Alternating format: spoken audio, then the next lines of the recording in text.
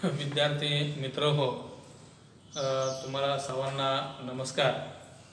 आपण काल वेगवस्था प्राचार्य शिवाजीराव भोसले यांचा जो काही पाठ आहे तो पाठ आपण त्याचं प्रास्ताविक कालच्या तासिकेमध्ये त्या ठिकाणी केलं होतं। आज आपण प्रत्यक्ष पाठाला सुरुवात करणार आहोत।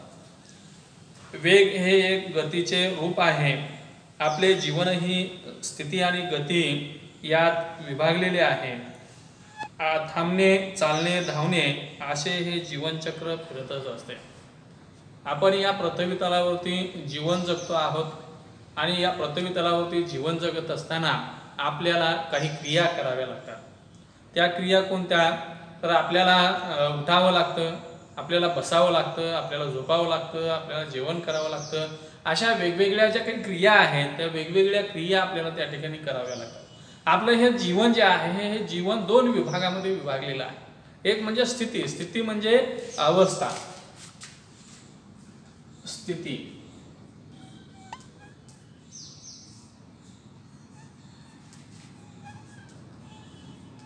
स्थिती म्हणजे अवस्था।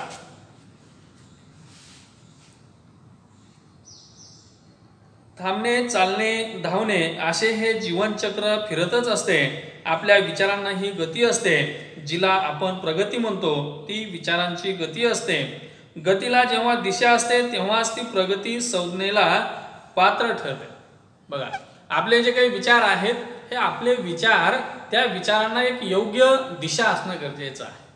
जर आपल्या विचारांना योग्य दिशा नसेल तर आपले जे काही विचार आहेत ते विचार दिशाविहीन ठरतात आणि म्हणून विचाराला योग्य दिशा असेल तरच आपली प्रगती जी आहे ती प्रगती त्या ठिकाणी होणार आहे। आणि म्हणून जर आपल्या विचाराला गती असेल तरच त्या ठिकाणी, आपल्या विचाराला दिशा असेल तरच त्या ठिकाणी प्रगती आपली त्या ठिकाणी होणार आहे आणि ती संज्ञेला पात्र ठरणार आहे। संज्ञा म्हणजे संकेत, संज्ञा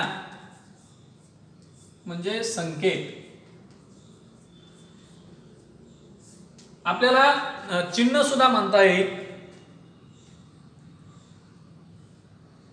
दिशाविहीन गती ही अधोगती ठरते। आजच्या जीवनात विलक्षण वेगवानता आढळते। विलक्षण म्हणजे अलौकिक,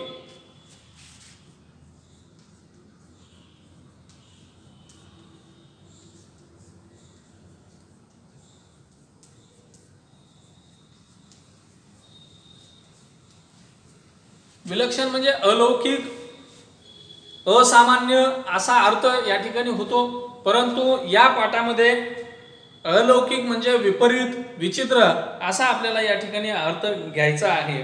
रस्ते वाहनांनी व्यापलेले असतात, माणसे घरात राहतात, म्हणूनच अल्पकाळ ते स्थिर राहतात, एरवी गतिपायी आगतिक होतात।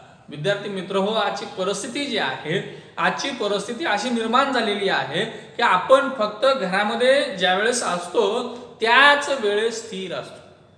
घरामध्ये असताना सुद्धा आपण स्थिर असतो की नाही या बाबतीमध्ये शंका आहे। ज्या वेळेस आपल्याला गाढ झोप लागते त्याच वेळेस आपण त्या ठिकाणी स्थिर असतो असं म्हणायला काही त्या ठिकाणी हरकत नाही। आणि म्हणून आपण कुटुंबामध्ये असताना, घरामध्ये असताना स्थिर असतो, एरवी गतिपायी आक्तिक असतो। आक्तिक म्हणजे असह्य, निराधार असा त्याचा अर्थ त्या ठिकाणी होतो। आणि म्हणून आपण गतीसाठी, वेगासाठी त्या ठिकाणी असह्य, निराधार झालेले आपणास दिसून येतो। अवरात्र भरभरणारी आणि थरथरणारी वाहने पाहिली म्हणजे आश्चर्य वाटते, ही आली कुठून? बघा, लेखक असं म्हणतात की ही जी काही वाहनं आहेत ही वाहनं त्या ठिकाणी मोठ्या प्रमाणामध्ये थरारताना दिसतात, मोठ्या प्रमाणामध्ये ही वाहनं भरारताना दिसतात आणि मग आश्चर्य त्या ठिकाणी असं वाटायला लागतं की ही वाहनं जी आहेत ही वाहनं नेमकी आली कुठून, आली कशी आणि कशासाठी? पूर्वी देशोदेशींचा इतिहास घडला, लोकांनी जगप्रवासही केला, पण आजच्या एवढी अवखळ वाहने कुठे दिसत नसत। पहा, पूर्वीच्या काळामध्ये सुद्धा त्या ठिकाणी काय केलेलं आहे तर लोकांनी व्यापार केलेला आहे, लोकांनी प्रवास केलेला आहे आणि हा प्रवास त्या ठिकाणी पूर्वीच्याही काळामध्ये होता आणि आजही आपण त्या ठिकाणी प्रवास करतो. परंतु आज प्रवास करत असताना अवकळ वाहनं जी आहेत, अवकळ म्हणजे उपद्रवी वाहनं, अवखळ म्हणजे उपद्रवी,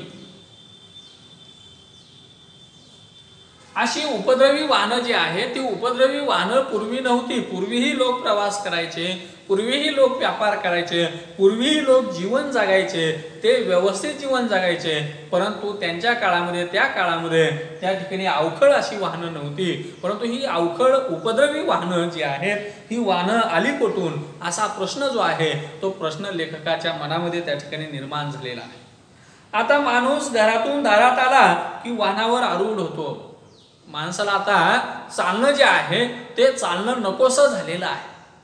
ज्या पद्धतीने एखादं कार्य किंवा एखादं काम आपल्याला करावं वाटत नाही, मनातून करावं वाटत नाही, त्या पद्धतीने इथे सुद्धा आपल्याला त्या ठिकाणी घरामधनं बाहेर पडलो आपण की आपल्याला चालावं असं वाटत नाही, अशी परिस्थिती त्या ठिकाणी निर्माण झालेली आहे. वेळ थोडा असतो, कामे बरीच असतात, पायी चालत ती उरकता येत नाहीत, जीवन हे 10 दिशांना विभागलेले आहे. बघा, बरीच कामं आहेत खूप मोठ्या प्रमाणामध्ये आणि ही कामं जी आहेत ही कामं कमी वेळेमध्ये त्या ठिकाणी पूर्ण करावायची आहेत आणि ही कामं करण्याची जी काही ठिकाणं आहेत ती ठिकाणं सुद्धा वेगवेगळ्या ठिकाणी आहेत आणि वेगवेगळ्या ठिकाणी ही ठिकाणं असल्यामुळे त्या ठिकाणी आपल्याला वाहनांची आवश्यकता जी आहे ती वाहनांची आवश्यकता त्या ठिकाणी निर्माण झालेली आहे. कारण बसस्थानक असतं कुठेतरी दुसरीकडेच, रुग्णालय असतं दुसरीकडेच, त्या ठिकाणी शाळा असते तिसरीकडेच, अशा पद्धतीची कामं जी आहेत ती कामं वेगवेगळ्या ठिकाणी असल्यामुळे 10 दिशांना असल्यामुळे 4 मुख्य दिशा, 4 उपदिशा, या सगळ्या ज्या काही दिशा आहेत या सगळ्या दिशांना ही कामं जी आहेत ती कामं विखुरलेल्या अवस्थेमध्ये आहेत आणि ही विखुरलेल्या अवस्थेमध्ये असलेली जी काही कामं आहेत ही कामं त्या ठिकाणी पूर्ण करायची आहेत आणि मग ही कामं जर पूर्ण करायची असतील आणि त्या वेळेमध्ये पूर्ण करायची असतील तर वाहनांची आवश्यकता जी आहे ती वाहनांची आवश्यकता त्या ठिकाणी लागणार आहे, असणार आहे. मुलांची शाळा एका टोकाला, आपले कार्यालय दुसऱ्या टोकाला, मंडई एका बाजूला, तर दवाखाना दूर कुठल्या तरी दिशेला, अशी परिस्थिती त्या ठिकाणी निर्माण झालेली आहे. जीवनाची ही टोके सांधणार कशी, जोडणार कशी, शेवटी गती ही घ्यावीच लागते. बघा, या ठिकाणी लेखक असं म्हणतो आहे की वेगवेगळ्या ठिकाणी कामाची ठिकाणं आहेत आणि या सगळ्या ठिकाणी वेळेमध्ये त्या ठिकाणी पोहोचायचं आहे आणि ती कामं व्यवस्थितपणे पार पाडायची आहेत. यासाठी वाहनं जी आहे त्या वाहनांची आवश्यकता त्या ठिकाणी आपल्याला लागते. शेवटी गती ही घ्यावीच लागते. यथाप्रमाण गती ही गरज आहे. आवश्यक तेवढी गती, यथाप्रमाण म्हणजे आवश्यक तेवढी.